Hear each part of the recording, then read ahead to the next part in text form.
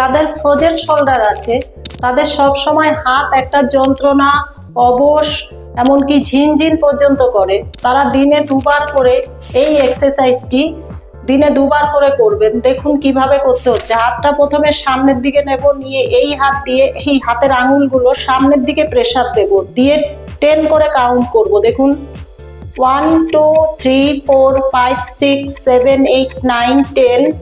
1 হলো। আবার সামনের দিকে প্রেসার দেব 1 2 3 4 5 6 7 8 9 10। 2 1 2 3 4 5 6 7 8 9 10 3। এইভাবে 5 বার করবেন।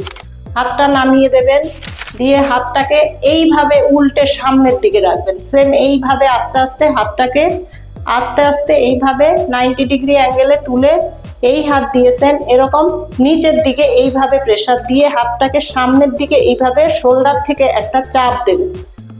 এইভাবে 10 কাউন্ট করবেন। 1 2 3 4 5 6 7 8 9 10।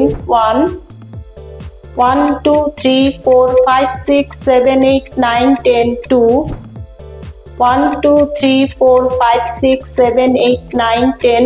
3। এইভাবে 5 বার করে এই দুটো এক্সারসাইজ প্র্যাকটিস করলে অনেকটাই ফ্রোজেন শোল্ডার থেকে উপকার পাবেন। নমস্কার।